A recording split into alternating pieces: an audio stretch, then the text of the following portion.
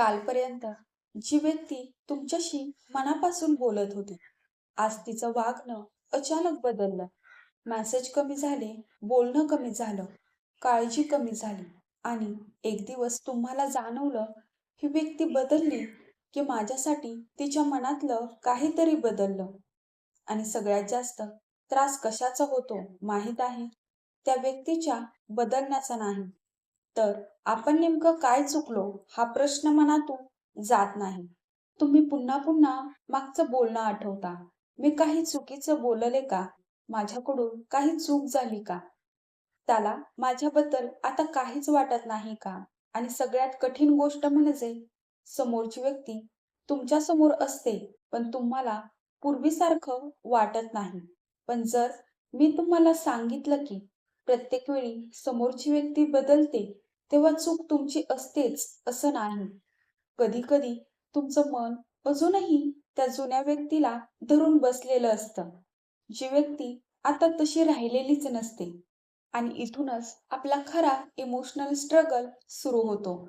कारण तुम्ही फक्त एका व्यक्तीला गमावत नसता. तुम्ही त्या व्यक्तीसोबत कल्पना केलेले फ्युचर, जुन्या आठवणी आणि सगळं पूर्वीसारखं होईल ही आशा गमावत असता. म्हणूनच एखाद्या व्यक्तीचं बदललेलं वागणं इतकं खोलवर दुखतं. पण प्रश्न आहे, आपलं मन त्या व्यक्तीला सोडायला तयार का होत नाही? समोरची व्यक्ती पुढे गेली असेल, तिचं वागणं बदललं असेल, कदाचित तिच्या आयुष्यात काहीतरी बदललं असेल, तरीही आपण मात्र त्याच जुन्या व्हर्जनला मनात जपून का ठेवतो? यामागे आपल्या इमोशनचा एक खूप महत्त्वाचा सायकोलॉजिकल पॅटर्न आहे आणि तो समजला तर कदाचित तुम्ही स्वतःला दोष देणं थांबवाल. समजा एखादी व्यक्ती तुमच्या आयुष्यात अनेक वर्ष होती. तिच्यासोबत तुम्ही असंख्य आठवणी तयार केल्या. तिच्यासोबत बोलण्याची सवय झाली. तिचा मेसेज आला की मन खुश व्हायचं. तिचा आवाज ऐकला की सुरक्षित वाटायचं. हळूहळू ती व्यक्ती तुमच्या आयुष्याचा एक भाग राहिली नाही. ती तुमच्या रुटीनचाच एक भाग बनली. आणि मग अचानक तिचं वागणं बदललं. कदाचित ती आधीसारखी बोलत नाही. कदाचित आधीसारखी काळजी घेत नाही. कदाचित तुम्हाला इग्नोर करते आणि तुम्ही स्वतःला सांगता, मला आता काही फरक पडत नाही. पण रात्री शांत झाल्यावर मन पुन्हा तिथेच जातं. जुने मेसेज आठवतात, जुने कॉन्व्हर्सेशन्स आठवतात, ज्या गोष्टींवर दोघं हसायचे त्या आठवतात आणि मग एक विचित्र गोष्ट घडते. तुम्हाला सध्याची व्यक्ती नाही, तर तिचं जुनं रूप आठवत असतं. ज्या व्यक्तीने तुमच्यावर प्रेम केलं होतं, ज्या व्यक्तीने तुमची काळजी घेतली होती, ज्या व्यक्तीने तुम्हाला महत्त्व दिलं होतं, तुमचं मन त्या व्हर्जनला धरून बसतं. कारण मनाला अचानक झालेला बदल स्वीकारणं कठीण जातं आणि इथे एक सायकोलॉजिकल ट्रॅप तयार होतो. तुम्ही विचार करता, कदाचित तो ती पुन्हा पूर्वीसारखी होईल. म्हणून तुम्ही वाट पाहता, थोडं अजून सहन करता, पुन्हा मेसेज करता, पुन्हा एक्सप्लेनेशन शोधता, पुन्हा जुन्या आठवणींमध्ये जाता आणि प्रत्येक वेळी मनाला एक छोटीशी आशा मिळते. कदाचित सगळं पुन्हा ठीक होईल. ही आशा तुम्हाला पुढे जाऊ देत नाही. कारण तुम्ही पूर्णपणे त्या व्यक्तीला गमावलेलं मान्य केलेलं नसतं. पण इथे स्वतःला एक कठीण प्रश्न विचारा. मी आजच्या व्यक्तीवर प्रेम करते की कालच्या व्यक्तीची वाट पाहते? हा प्रश्न खूप खोल आहे. कारण कधी-कधी आपण ज्या व्यक्तीसाठी दुःखी असतो, ती व्यक्ती आपल्या आठवणीत असते, वास्तवात नाही. तुमच्या आठवणीत ती अजूनही तशीच आहे, पण वास्तवात कदाचित ती बदललेली आहे. आणि हीलिंगची सुरुवात तेव्हाच होते, जेव्हा आपण आठवणीच्या व्यक्तीला आणि वास्तवातील व्यक्तीला वेगळं पाहायला शिकतो. म्हणून पुढच्या वेळी तुमच्या मनात प्रश्न आला, तो ती आधीसारखी का राहिली नाही? स्वतःला दोष देण्याआधी थांबा. प्रत्येक बदलामागे तुमची चूक असेलच असं नाही. लोक बदलतात, त्यांच्या प्रायोरिटीज बदलतात, त्यांच्या भावना बदलतात, त्यांचं आयुष्य बदलतं आणि काही वेळा नात्याची दिशा देखील बदलते. हे स्वीकारणं दुखतं, पण स्वीकारणं म्हणजे हार मानणं नाही. स्वीकारणं म्हणजे स्वतःला त्या सततच्या प्रश्नामधून मुक्त करणं. समोरची व्यक्ती बदलल्यानंतर आपण स्वतःला इतकं का दोष देतो? आणि हा सेल्फ ब्लेम थांबवण्यासाठी आपल्या मनाला नेमकं काय समजावून सांगायला हवं? एखादी व्यक्ती अचानक बदलते आणि आपला पहिला प्रश्न असतो, माझ्याकडून काय चुकलं? कदाचित तुम्ही त्या व्यक्तीसाठी खूप काही केलं असेल, वेळ दिला असेल, काळजी घेतली असेल, समजून घेतलं असेल, कधी स्वतःच्या गरजा बाजूला ठेवल्या असतील. पण जेव्हा समोरची व्यक्ती दूर जाऊ लागते, तेव्हा आपण स्वतःच्या सगळ्या चांगल्या गोष्टी विसरतो आणि फक्त चुका शोधायला सुरुवात करतो. मी त्या दिवशी तसं बोलायला नको होतं. मी जास्त अपेक्षा केली का? मी तिला जास्त महत्त्व दिलं का? मी थोडं वेगळं वागले असते तर आज सगळं ठीक असतं का? आणि अशा प्रश्नांचा एक खूप मोठा प्रॉब्लेम आहे. यांना अनेकदा स्पष्ट उत्तरच मिळत नाही. म्हणूनच मन पुन्हा पुन्हा त्याच आठवणीकडे जात राहतं.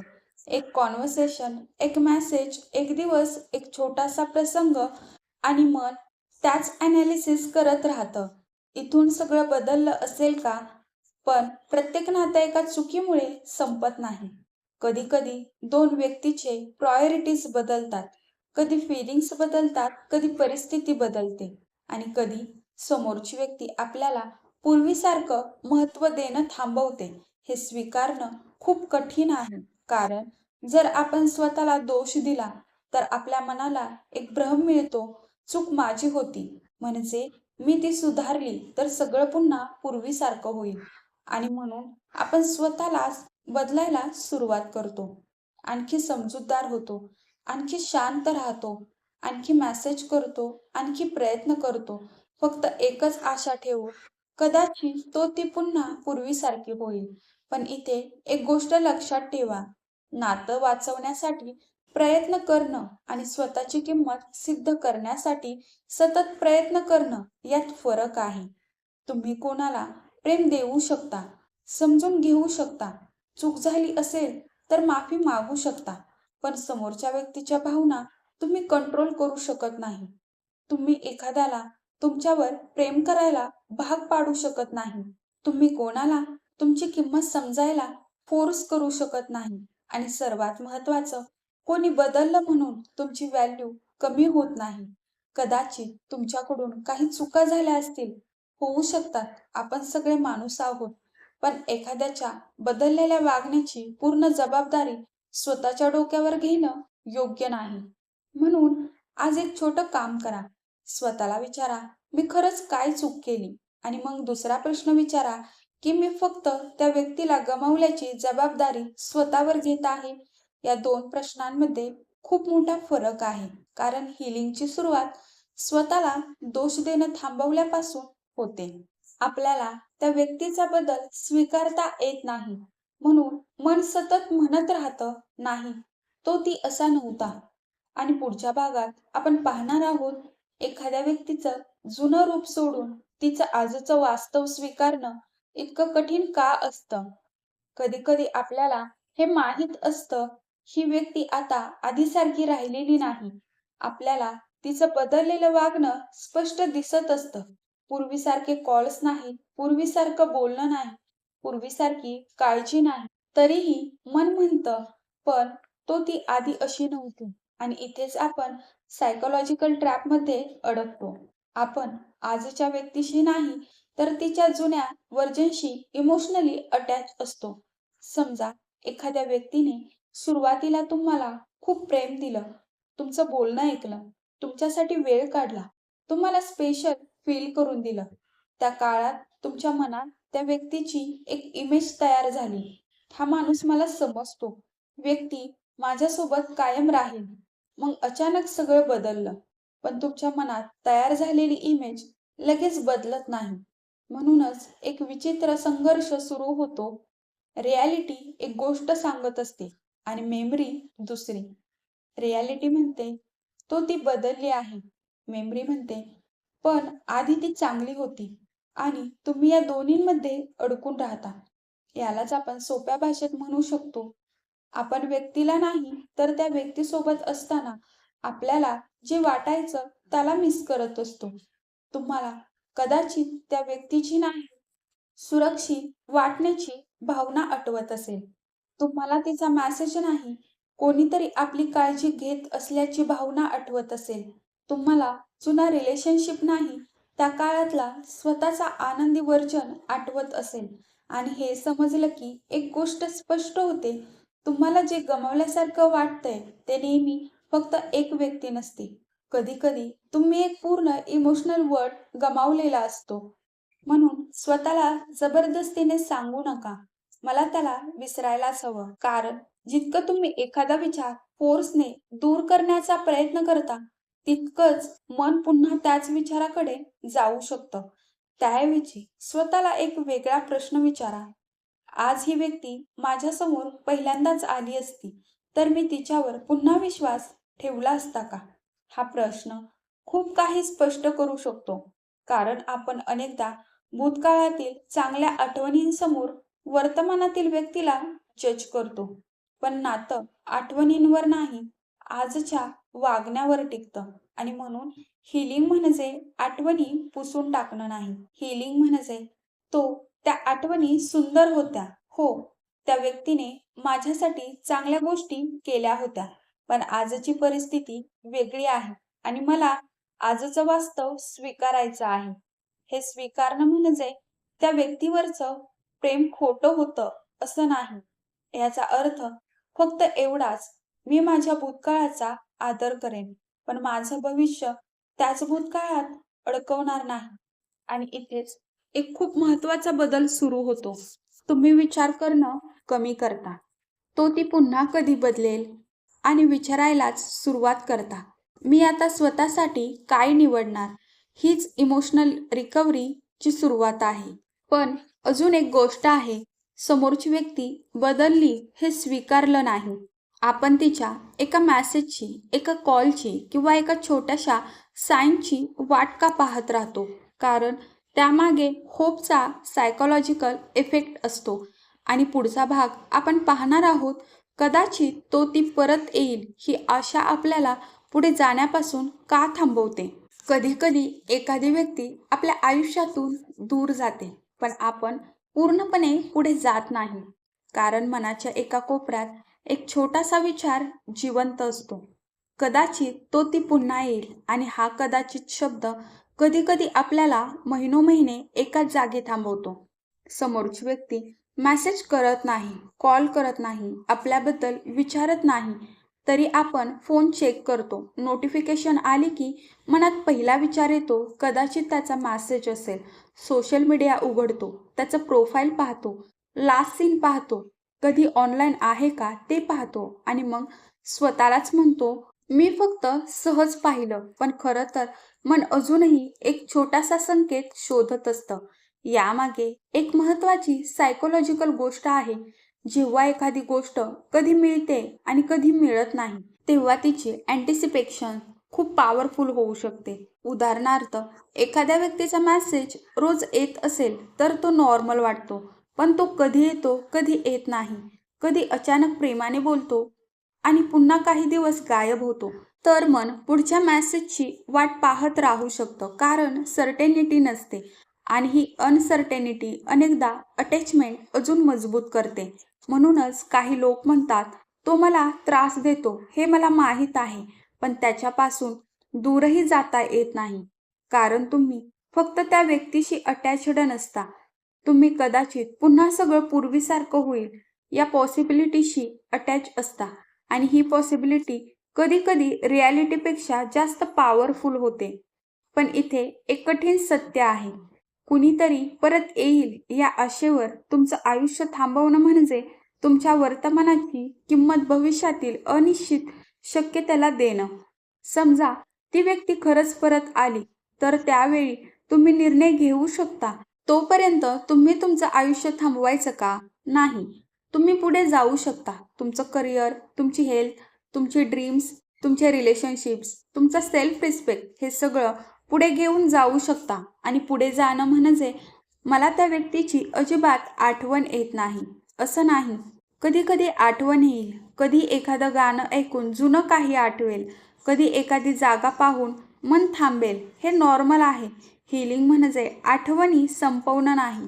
हीलिंग म्हणजे आठवण आली तरी त्या आठवणींमुळे पुन्हा जुन्या चक्रात न अडकणं.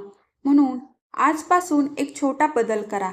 जेव्हा मन म्हणेल कदाचित तो ती परत येईल, तेव्हा स्वतःला विचारा, तो ती परत येईल की नाही हे माझ्या कंट्रोलमध्ये आहे का? उत्तर आहे नाही. मग दुसरा प्रश्न, आज माझ्या कंट्रोलमध्ये काय आहे? तुमचा वेळ, तुमची एनर्जी, तुमची हेल्थ, तुमचं काम, तुमचं फ्युचर आणि तिथेच तुमची पॉवर आहे. कधी कधी आपल्याला क्लोजर समोरच्या व्यक्तीकडून मिळत नाही. तो कॉल करत नाही, एक्सप्लेनेशन देत नाही, काय याचं उत्तर देत नाही आणि आपण त्या उत्तराची वाट पाहत राहतो. पण कदाचित क्लोजर नेहमी समोरच्या व्यक्तीकडून मिळायलाच हवं असं नाही. कधी कधी क्लोजर म्हणजे स्वतःला एवढंच सांगणं, मला सगळ्या प्रश्नांची उत्तरं मिळाली नाहीत, पण तरीही मी पुढे जाण्याचा निर्णय घेते. आणि हा निर्णय खूप पॉवरफुल असतो. कारण त्या क्षणी तुम्ही दुसऱ्या व्यक्तीच्या ॲक्शनची वाट पाहणं थांबवता. स्वतःच्या आयुष्याचे स्टेअरिंग व्हील पुन्हा स्वतःच्या हातात घेता. पण पुढचा प्रश्न अजून महत्त्वाचा आहे. समोरची व्यक्ती बदलली म्हणून आपण स्वतःलाच का बदलायला सुरुवात करतो? कदाचित मी अशी असते तर, कदाचित मी तसं केलं असतं तर, या विचारांमधून बाहेर कसं पडायचं हे पुढच्या भागात पाहूया. समोरची व्यक्ती बदलली की आपण अनेकदा स्वतःलाच बदलायला सुरुवात करतो. मी थोडं कमी बोलले असते तर, मी जास्त समजून घेतलं असतं तर, मी इतक्या अपेक्षा केल्या नसत्या तर, मी त्या दिवशी ते बोललंच नसते तर. आणि मग मन एकाच प्रश्नाभोवती फिरत राहतं. मी काय वेगळं केलं असतं तर हे नातं वाचलं असतं? पण इथे एक गोष्ट समजून घेणं खूप महत्त्वाचं आहे. नातं दोन लोकांनी तयार होतं, म्हणून ते टिकवण्याची जबाबदारीही फक्त एका व्यक्तीची नसते. तुम्ही तुमच्या चुका स्वीकारू शकता, तुम्ही माफी मागू शकता, तुमच्या वागण्यात सुधारणा करू शकता, पण समोरच्या व्यक्तीने काय निवडायचं हे तुमच्या कंट्रोलमध्ये नसतं. कधी-कधी आपण स्वतःला इतकं दोष देतो की समोरच्या व्यक्तीच्या डिसिजनची ही जबाबदारीही आपणच घेऊन बसतो. तो दूर गेला, माझी चूक. ती बदलली, मी पुरेशी चांगली नव्हते. त्याने कॉन्टॅक्ट बंद केला, मी काहीतरी चुकीचं केलं असेल. पण थांबा, प्रत्येक गोष्टीचं कारण तुम्ही असालच असं नाही. लोकांकडे त्याच्या स्वतःच्या भिंती असतात, त्यांच्या प्रायोरिटीज असतात, त्यांचे निर्णय असतात, त्यांच्या इमोशनल लिमिटेशन्स असतात आणि काही वेळा लोक आपल्यापासून दूर जातात कारण ते तसं निवडतात. याचा अर्थ तुम्ही कमी आहात असा नाही. आणखी एक मोठा ट्रॅप आहे, जर मी स्वतःला बदललं तर कदाचित ती व्यक्ती परत येईल. मग आपण स्वतःचं पर्सनॅलिटी बदलतो, आपण काय बोलायचं ते बदलतो, आपल्या बाउंड्रीज कमी करतो, आपल्या गरजा दाबतो, फक्त समोरची व्यक्ती पुन्हा आपल्याला स्वीकारेल या आशेने. पण स्वतःला एक प्रश्न विचारा, कोणीतरी मला स्वीकारावं म्हणून मला स्वतःलाच हरवावं लागत असेल तर ते खरंच हेल्दी रिलेशनशिप आहे का? नाही. कारण प्रेमात ॲडजस्टमेंट असतो, पण स्वतःची ओळख मिटवणं म्हणजे ॲडजस्टमेंट नाही. म्हणून पुढच्या वेळी मन म्हणेल, कदाचित मी पुरेशी चांगली नव्हते. स्वतःला एक वाक्य सांगा, मी परफेक्ट नव्हते, पण मी माझ्या परीने ज्युनियन होते. ही छोटीशी गोष्ट खूप पॉवरफुल आहे. कारण हीलिंग म्हणजे स्वतःला परफेक्ट सिद्ध करणं नाही. हीलिंग म्हणजे हो, माझ्याकडून चुका झाल्या, पण त्या चुका माझी संपूर्ण आयडेंटिटी नाहीत हे स्वीकारणं. आणि आता एक छोटासा एक्सरसाइज करा. कागद घ्या, 2 कॉलम करा. पहिल्या बाजूला लिहा, माझ्या कंट्रोलमध्ये काय होतं आणि दुसऱ्या बाजूला माझ्या कंट्रोलमध्ये काय नव्हतं. तुमच्या लक्षात येईल, तुमच्या हातात तुमचं वागणं होतं, तुमचे डिसिजन्स होते, तुमच्या बाउंड्रीज होते, पण दुसऱ्या व्यक्तीचं मन, त्यांचे डिसिजन, त्यांच्या भावना हे तुमच्या हातात नव्हतं. मग ज्यावर तुमचा कंट्रोलच नव्हता, त्यासाठी स्वतःला शिक्षा का द्यायची? कधी-कधी आपल्याला नातं वाचवायचं असतं, पण त्यापेक्षा आधी स्वतःला वाचवणं आवश्यक असतं. तुमची शांतता, तुमचं सेल्फ रिस्पेक्ट, तुमची एनर्जी, तुमचं फ्युचर हे सगळं एखाद्या व्यक्तीच्या बदललेल्या वागण्यापेक्षा मोठं आहे. आणि याचा अर्थ तुम्ही त्या व्यक्तीला हेट करायला सुरुवात करा असा नाही. तुम्ही प्रेम करू शकता, पण स्वतःला हरवून नाही. तुम्ही आठवण ठेवू शकता, पण स्वतःचं आयुष्य थांबवून नाही. तुम्ही एखाद्याला मिस करू शकता, पण त्याच्या मागे स्वतःची किंमत कमी करू नाही. आणि आता खरी हीलिंग इथूनच सुरू होते. जेव्हा तुम्ही विचारणं बंद करता, तो ती पुन्हा कधी बदलेल आणि विचारायला सुरुवात करता, मी आता स्वतःसाठी काय बदलणार? कारण समोरची व्यक्ती बदलली ही गोष्ट कदाचित तुमच्या हातात नव्हती. पण त्या बदलानंतर तुम्ही स्वतःचं आयुष्य कोणत्या दिशेने घेऊन जाणार हा निर्णय पूर्णपणे तुमचा आहे. आणि पुढच्या भागात आपण पाहणार आहोत त्या व्यक्तीला विसरण्यापेक्षा स्वतःकडे परत येणं का जास्त महत्त्वाचं आहे आणि ते प्रत्यक्षात कसं करायचं. एखादी व्यक्ती तुमच्या आयुष्यातून दूर गेल्यावर आपण एकच प्रश्न विचारत राहतो, मी त्याला तिला कसं विसरू. पण कदाचित हा प्रश्न चुकीचा आहे. कारण काही लोकांना आपण पूर्णपणे विसरू शकत नाही. आठवणी राहतात, काही मुमेंट्स राहतात, काही शब्द कायम लक्षात राहतात. पण हिलिंगचा अर्थ त्या आठवणी पुसून टाकणं नाही. हिलिंग म्हणजे त्या आठवणी असूनही स्वतःचं आयुष्य पुन्हा जगायला शिकणं. एक वेळ अशी येते जेव्हा तुम्हाला जाणवतं, मी या व्यक्तीबद्दल विचार करण्यात इतकी एनर्जी खर्च केली की स्वतःबद्दल विचार करायलाच विसरले. त्याला काय वाटतं? तो परत येईल का? ती मला आठवते का? त्याने मेसेज का केला नाही?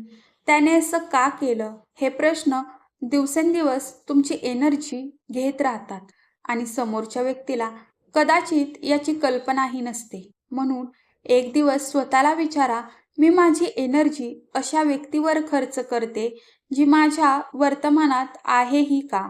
हा प्रश्न कठीण आहे, पण खूप आवश्यक आहे. कारण तुमचं आयुष्य फक्त त्या एका नात्याभोवती बनलेलं नाही. तुमच्याकडे तुमची स्वप्न आहेत, तुमचं करिअर आहे, तुमची हेल्थ आहे, तुमचे मित्र आणि फॅमिली आहेत. तुम्हाला शिकायचं आहे, तुम्हाला काहीतरी बनायचं आहे आणि सर्वात महत्त्वाचं, तुमच्याकडे अजून जगायचं संपूर्ण आयुष्य आहे. एका व्यक्तीने तुमच्या आयुष्यातून एक चॅप्टर बंद केला म्हणून पूर्ण पुस्तक संपत नाही. तो फक्त एक चॅप्टर होता. म्हणून स्वतःकडे परत येण्याची सुरुवात खूप मोठ्या गोष्टीने करायची गरज नाही. सकाळी उठल्यावर फोन चेक करण्याआधी 10 मिनिट स्वतःसाठी ठेवा. तुमचं काम करा, एक्सरसाइज करा, तुमच्या शरीराची काळजी घ्या, एखादी नवीन स्किल शिका, तुमच्या करिअरवर फोकस करा, एखादं पुस्तक वाचा, तुम्हाला आवडणारी गोष्ट करा. कारण तुम्ही स्वतःच्या आयुष्यात पुन्हा इन्व्हेस्टमेंट करायला सुरुवात करता. तेव्हा हळूहळू तुमच्या मनात एक बदल होतो. कालपर्यंत प्रश्न होता, तो माझ्याबद्दल काय विचार करतो? आणि हळूहळू प्रश्न होतो, मला माझ्या आयुष्याबद्दल काय हवं आहे? हीच खरी प्रोग्रेस आहे. आणखी एक महत्त्वाची गोष्ट, तुम्ही स्वतःला फोर्स करू नका.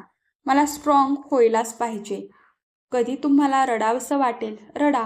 कधी आठवण येईल, येऊ द्या. कधी मन कमजोर वाटेल, तेही ठीक आहे. हीलिंग लायनर नसते. आज तुम्हाला वाटेल की तुम्ही खूप पुढे आलात आणि उद्या एखाद्या आठवणींमुळे पुन्हा दुखू शकता. याचा अर्थ तुम्ही पुन्हा सुरुवातीला आलात असा नाही. याचा अर्थ फक्त एवढाच, तुम्ही माणूस आहात. पण एक फरक ठेवा, दुःखाला तुमच्या आयुष्याचा परमनंट ॲड्रेस बनू देऊ नका. एखाद्या व्यक्तीने तुम्हाला दुखावलं म्हणून तुम्ही स्वतःला आयुष्यभर शिक्षा करू नका. त्याने तुमच्याशी काय केलं हे तुमच्या कंट्रोलमध्ये नसेल, पण त्यानंतर तुम्ही स्वतःशी कसं वागणार हे तुमच्या हातात आहे. आणि कदाचित हीच तुमची सर्वात मोठी पॉवर आहे. म्हणून आजपासून स्वतःला एक प्रॉमिस द्या, मी त्याला विसरण्याचा प्रयत्न करणार नाही. मी स्वतःला पुन्हा शोधण्याचा प्रयत्न करेन. कारण जेव्हा तुम्ही स्वतःकडे परत येता, तेव्हा त्या व्यक्तीची जागा हळूहळू कमी होत जाते. जबरदस्तीने नाही, नैसर्गिकपणे. आणि एक दिवस तुम्हाला जाणवतं, मला अजूनही आठवतंय, पण आता मला त्याचं दुःख होत नाही. तो दिवस म्हणजे हीलिंग.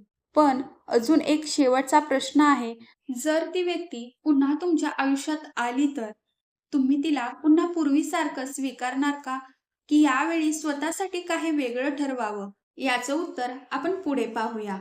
समजा काही महिन्यांनी अचानक त्या व्यक्तीचा मेसेज आला, कशी आहेस? एक छोटासा मेसेज, पण तुमच्या मनात मात्र 100 विचार सुरू होतात. तो परत आला, कदाचित त्याला माझी आठवण आली असेल. कदाचित आता सगळं पूर्वीसारखं होईल आणि इथेच एक महत्त्वाची गोष्ट लक्षात ठेवायची आहे. कोणी परत आलं म्हणजे ते बदललंय असं होत नाही. फक्त परत येणं आणि खरंच बदलणं या दोन वेगळ्या गोष्टी आहेत. म्हणून जर ती व्यक्ती पुन्हा आली तर लगेच जुन्या आठवणींमध्ये जाऊ नका. स्वतःला काही प्रश्न विचारा. तो ती का परत आली आहे? यावेळी काय वेगळं आहे? फक्त शब्द बदलले आहेत की वाग नाही? आणि सर्वात महत्त्वाचा प्रश्न, मला खरंच ही व्यक्ती पुन्हा माझ्या आयुष्यात हवी आहे का? की मला फक्त माझ्या जुन्या आठवणी परत हव्या आहेत? हा फरक समजून घेणं खूप महत्त्वाचं आहे. कारण कधी-कधी आपल्याला व्यक्ती नको असते. आपल्याला त्या व्यक्तीसोबत असताना मिळणारी फीलिंग हवी असते. समजा एखादी व्यक्ती आधी तुमच्याशी चांगली वागली, नंतर बदलली, तुम्हाला दुखावलं आणि पुन्हा परत आली, तर फक्त एवढ्यासाठी की ती परत आली, तुम्ही सगळं विसरून जाण्याची गरज नाही. माफ करणं वेगळं आणि पुन्हा ट्रस्ट करणं वेगळं. तुम्ही कोणाला माफ करू शकता, पण त्याच वेळी बाउंडरीज ठेवू शकता. तुम्ही कोणासाठी प्रेम ठेवू शकता, पण स्वतःचा सेल्फ रिस्पेक्ट सोडण्याची गरज नाही. आणि जर ती व्यक्ती परत आलीच नाही तर मग तुमचं आयुष्य थांबायला हवं का? नाही. कारण तुमचं फ्युचर कोणाच्या रिटर्नवर डिपेंड असायला नको. तुम्ही स्वतःला अशी प्रॉमिस द्या, तो आला तर मी परिस्थिती पाहून निर्णय घेईन, पण तो येईपर्यंत मी माझं आयुष्य थांबवणार नाही. हे वाक्य खूप पॉवरफुल आहे. कारण यात होप आहे, पण डिपेंडन्सी नाही. प्रेम आहे, पण सेल्फ रिस्पेक्ट देखील आहे. आणि कधी-कधी सगळ्यात सुंदर एंडिंग ही नसते की ती व्यक्ती परत आली. सगळ्यात सुंदर एंडिंग असते ती व्यक्ती परत आली किंवा नाही, पण मी स्वतःकडे परत आले. कारण जेव्हा तुम्ही स्वतःला पुन्हा शोधता, तेव्हा तुम्हाला जाणवतं तुम्ही आधी ज्या व्यक्तीशिवाय जगू शकत नाही असं वाटत होतं, तिच्याशिवायही तुम्ही जगू शकता. फक्त जगू शकत नाही, तर आधीपेक्षा चांगलं आयुष्यही तयार करू शकता. आणि शेवटचा भाग आपल्या संपूर्ण व्हिडिओचा सर्वात पॉवरफुल मेसेज असेल. समोरची व्यक्ती बदलली, पण आता तुम्ही स्वतःला हरवणार नाही. कदाचित आजही त्या व्यक्तीची आठवण येते. कदाचित अजूनही काही प्रश्नांची उत्तर मिळालेली नाही. कदाचित मनात कधी-कधी विचार येतो, जर सगळं पुन्हा पूर्वीसारखं झालं असतं तर.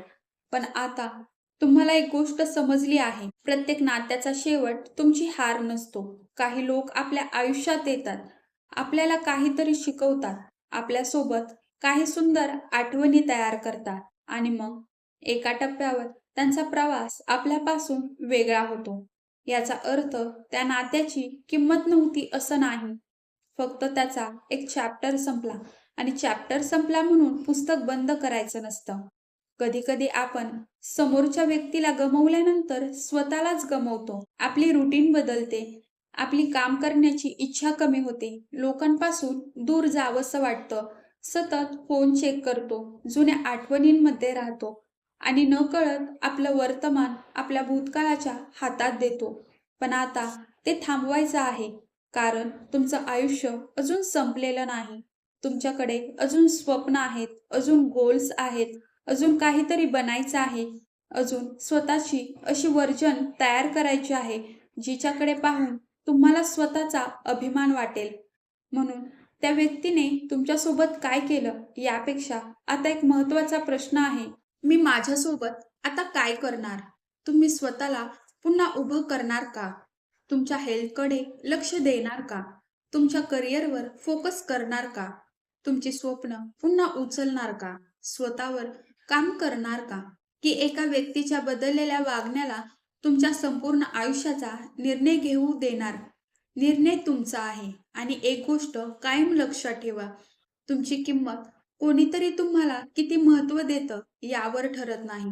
कोणी तुम्हाला निवडलं म्हणून तुमची व्हॅल्यू होत नाही आणि कोणी तुम्हाला सोडलं म्हणून तुमची व्हॅल्यू कमी होत नाही. तुमची किंमत तुमच्यात आधीपासून आहे. कधी-कधी दुसऱ्याच्या बदललेल्या वागण्यामुळे ती आपल्याला दिसेनाशी होते, पण ती कमी झालेली नसते. फक्त आपल्याला पुन्हा ती स्वतःमध्ये पाहायला शिकायचं असतं. म्हणून जर आज तुम्ही अशाच एखाद्या सिच्युएशनमधून जात असाल, तर स्वतःला दोष देऊ नका. त्या व्यक्तीच्या मागे सतत धावू नका. प्रत्येक सायलेन्सचा अर्थ शोधत बसू नका. प्रत्येक मेसेजची वाट पाहत तुमचं आयुष्य थांबवू नका. तुम्हाला क्लोजर मिळालं नाही, तर तुम्ही पुढे जाऊ शकता. तुम्हाला सगळ्या प्रश्नांची उत्तरं मिळाली नाहीत, तरी तुम्ही हील होऊ शकता. आणि समोरची व्यक्ती बदललेली असली, तरी तुम्ही स्वतःला बदलण्याची गरज नाही. फक्त स्वतःला अधिक मजबूत, शांत आणि स्वतःच्या आयुष्याशी प्रामाणिक बनवायचं आहे. कदाचित एक दिवस तुम्ही मागे वळून पाहाल आणि म्हणाल, त्यावेळी मला वाटलं होतं की माझ्या आयुष्यातली सर्वात मोठी लॉस आहे, पण कदाचित त्याच घटनेने मला स्वतःकडे परत आणलं. आणि त्या दिवशी तुम्हाला समजेल, कधी-कधी एखाद्या व्यक्तीला गमावणं म्हणजे स्वतःला गमावणं नसतं. कधी-कधी ते स्वतःला पुन्हा शोधण्याची सुरुवात असते. म्हणून आजपासून त्याच्या बदलण्याचा विचार कमी करा. तुमच्या बदलण्याचा विचार करा.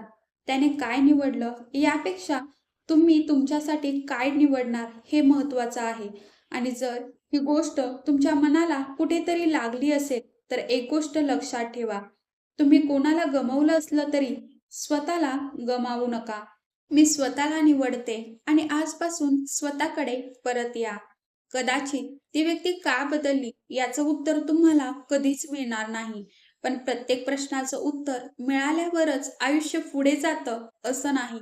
काही प्रश्न अनुत्तीर्ण ठेवूनही आपण पुढे जाऊ शकतो. आजपासून स्वतःला एकच प्रश्न विचारा, ज्याने मला सोडलं त्याच्या मागे मी किती दिवस स्वतःला सोडून देणार? तुमचं आयुष्य अजून बाकी आहे. तुमची स्वप्न अजून बाकी आहेत आणि कदाचित तुमची सर्वात सुंदर व्हर्जन अजून तयार व्हायची आहे. म्हणून त्या व्यक्तीने काय निवडलं यापेक्षा आज तुम्ही स्वतःला निवडा. कारण शेवटी कोणीतरी तुमच्यासोबत राहिलं किंवा नाही, पण तुम्ही स्वतःसोबत कायम राहणार आहात. स्वतःला हरवू नका. स्वतःकडे परत या.